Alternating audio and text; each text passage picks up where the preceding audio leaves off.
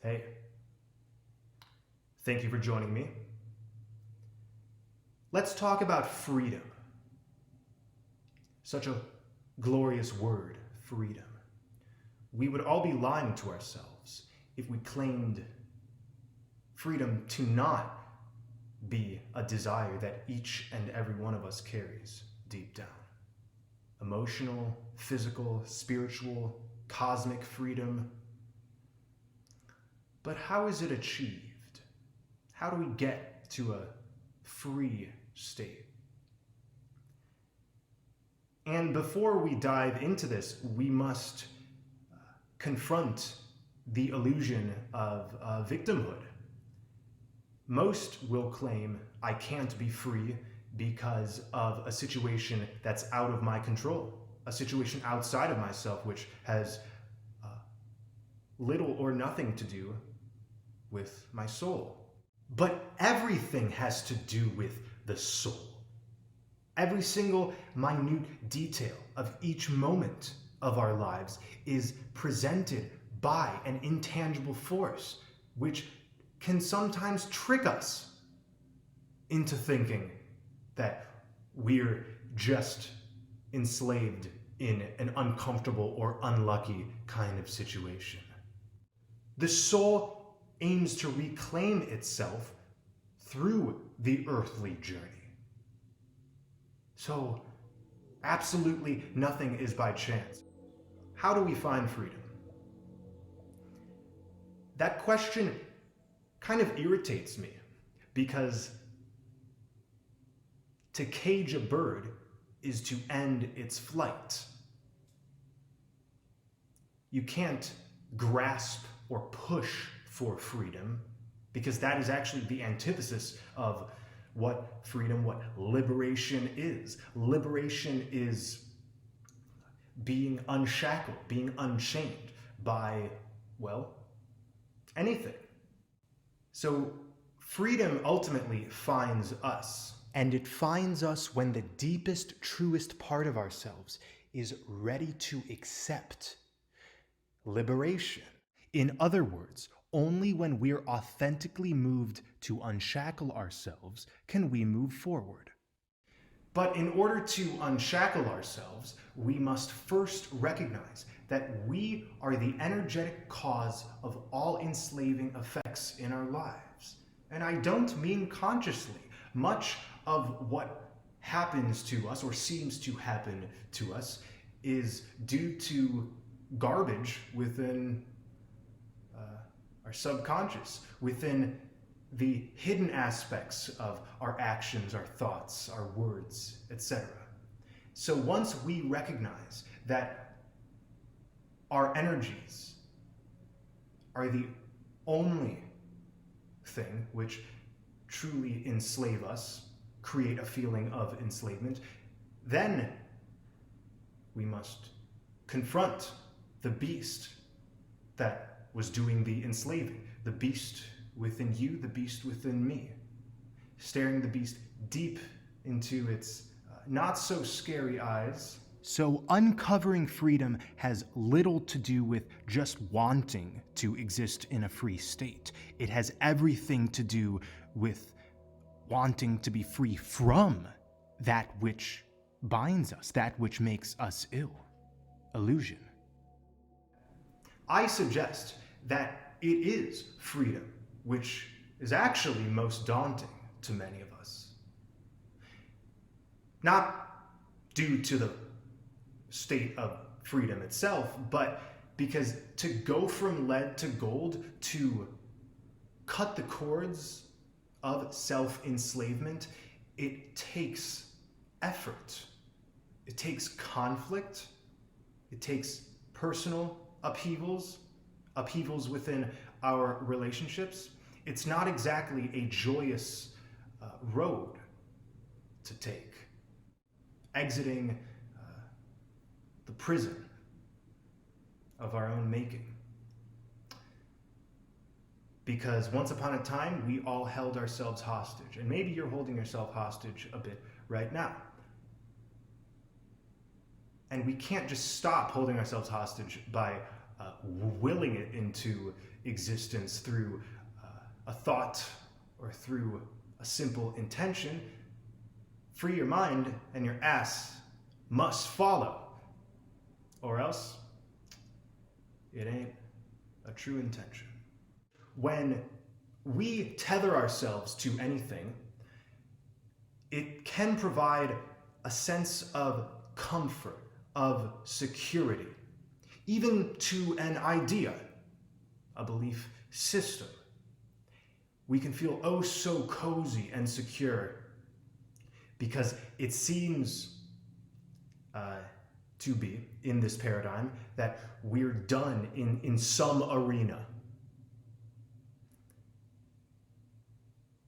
And to exit the confines of self-imposed limitation takes courage.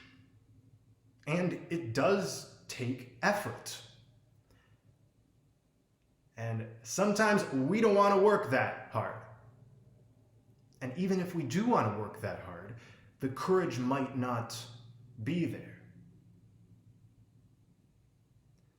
So strength is one and the same, I would say, with freedom, because only he or she who is strong can let freedom emerge. Most of us grow up with the erroneous idea that in order to be a legitimate person, a kind-hearted soul even, we have to be selfless, that we have to ignore our own wishes, our own thoughts even, our own cries for freedom in order to coalesce to anything. Again, a relationship, a belief system, an organization, a job.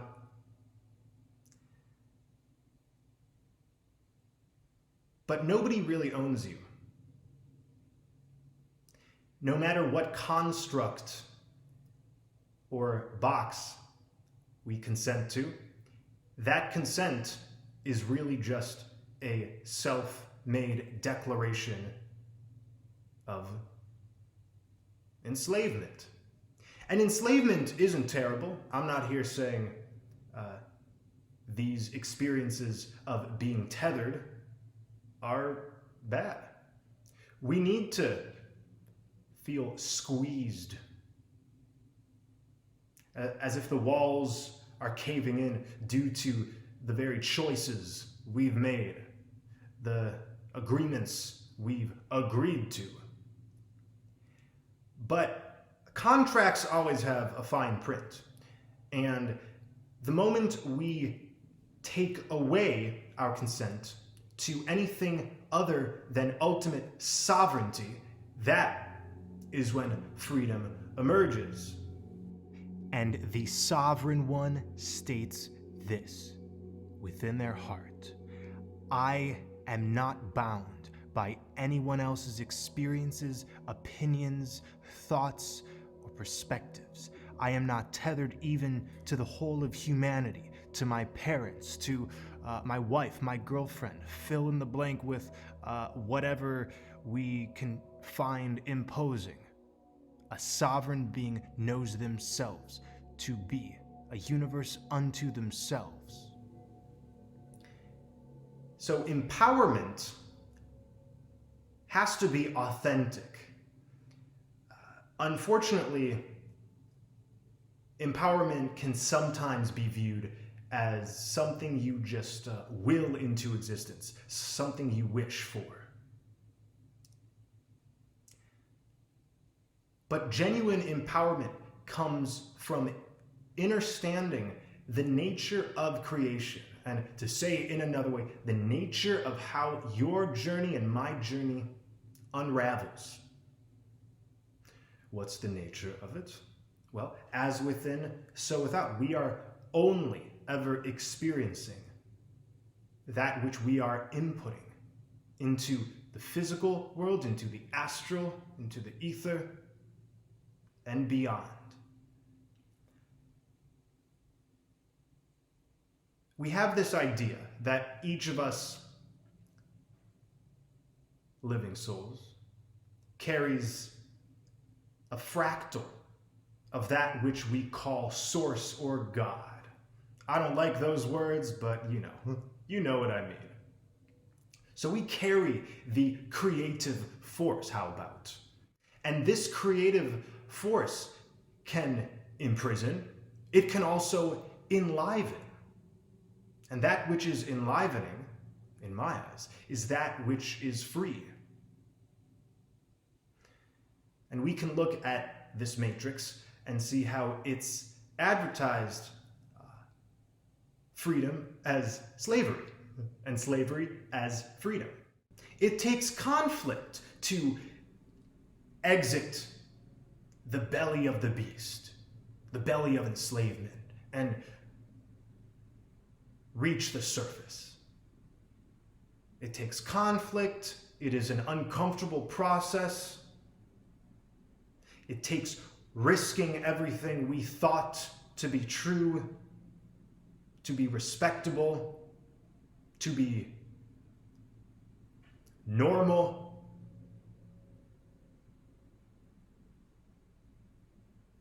So let's not hide away from any of this stuff. Let's look the beast directly in the face. And who has the beast been? It's been you. It's been me. The monsters are not scary. The monsters under the bed are to be welcomed. And guess what? First, they may try to bite off your head. That's just how the game goes.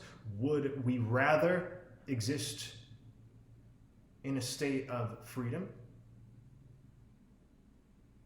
which to me is true love, or would we rather fear that which is binding us?